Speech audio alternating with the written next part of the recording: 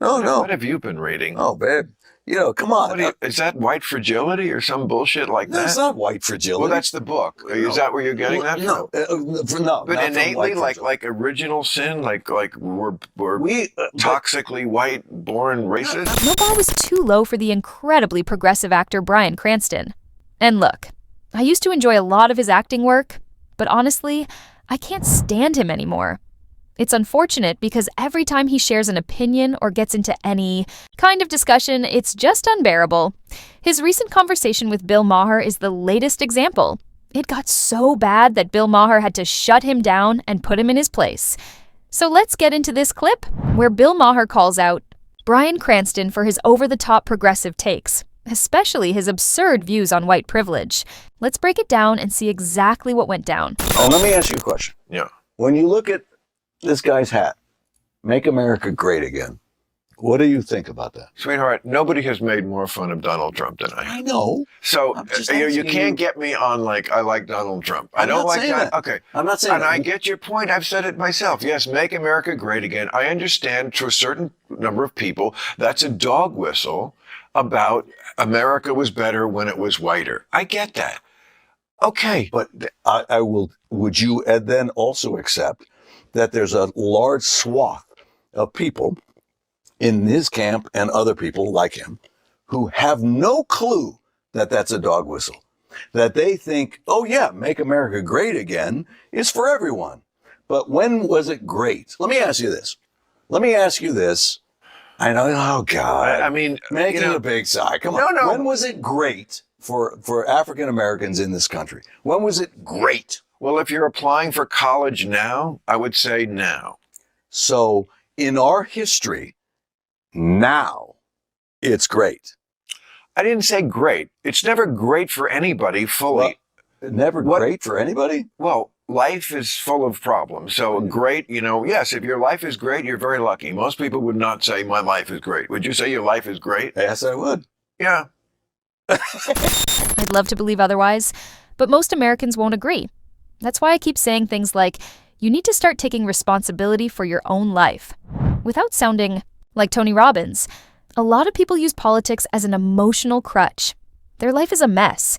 They're broke, stuck in a job they hate, in a toxic relationship, and they point fingers at whoever's in the White House. Right now, it's Joe Biden. Before, it was Trump. Next, it'll be someone else. It never ends. It's the same pattern. If we just vote in the other guy, my life will magically get better. But spoiler alert, it won't. No president is going to fix your marriage. No politician is going to rescue you from the job you detest. And no party is going to erase the deeper issues in your life. This back and forth in elections isn't about real change. It's about people outsourcing their problems. They don't want accountability. They want a scapegoat. And accountability, that's the dirtiest word in America. Until people start looking inward instead of blaming outward, nothing will change, regardless of who wins in November. I would. Yeah. I mean, and a lot of it I'm glad for you.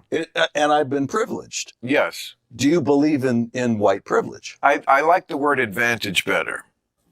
Okay. Because advantage is broader. Here's the reason why. When you say advantage, now, have I had advantages, especially growing up in, being again, we were born the same year, 1956. If you're born in that year, yes, you were a young person in the 80s, probably in the 80s, could I have been up for a job at a comedy club when I was working little comedy clubs, and there was a black comedian and they gave it to me instead because they thought I would do better being a white comedian, or that they were just maybe had racism in them.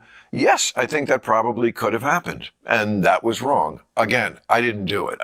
We can't all I'm not be saying you're doing it. It's No, just no. recognizing that it exists. I don't think I should be even questioned that I'm someone who doesn't recognize that it exists. Right. I have a pretty good record of speaking on the right side of civil rights issues. I just like to be real about where we are. And where we are is not where we were. And some people seem literally reluctant. It seems like they feel like the worse I think things are, the better person I am.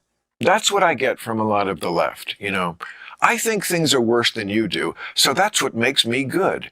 And I just want the reality. I just want the truth. What is the truth of the situation?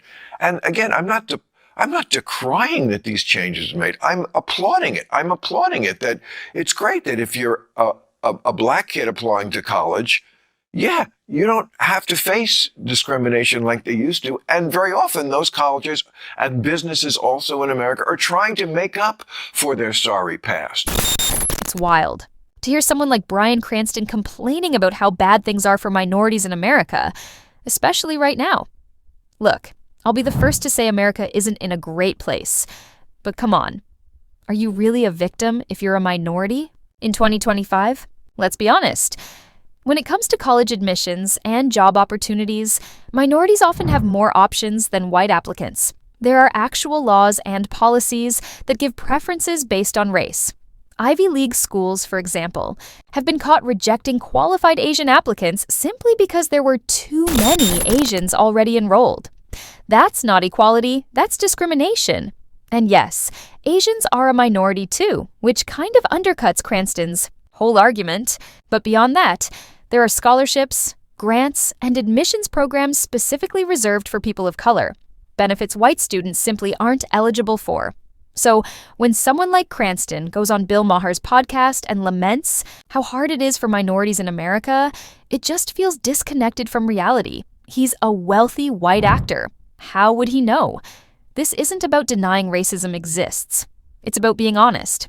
If we can't even admit that some of these systems are unfair in the other direction, we're never going to have a real conversation. I think it's yes, are there factions that are on both extremes? Of course.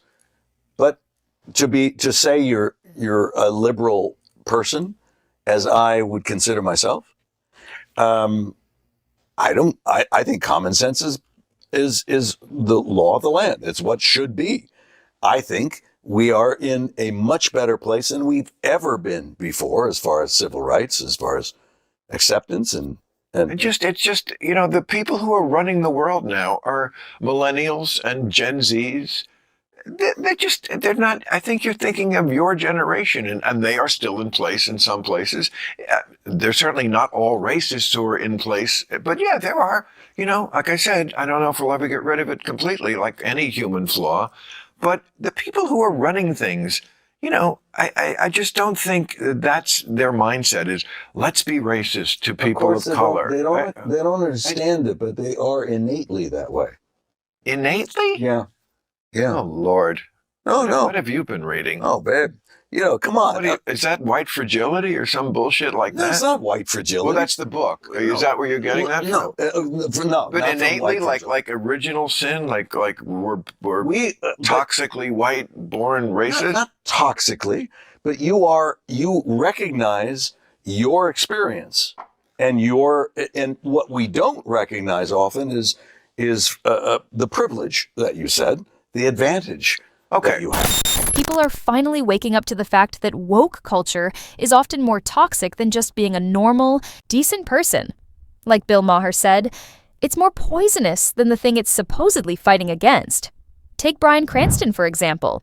He thinks he's helping by saying things like, privilege is invisible to me, or assuming that anyone who doesn't look like him must be deeply oppressed. But honestly, it just comes off as performative. He's trying so hard to appear woke. It's exhausting and more harmful than helpful. Here's a better idea. Just be a normal human being. Speak up when you see real injustice, but stop pretending. Everything is some massive crisis. When everything is unfair, people stop caring. I don't have the energy to constantly be outraged over every single issue. That's why it was refreshing to see Bill Maher push back on Cranston during the Club Random podcast. At some point, we have to call out this over-the-top virtue signaling for what it is. Let me know what you think. Drop your thoughts in the comments. Was Bill Maher right to shut down Bryan Cranston's woke rant?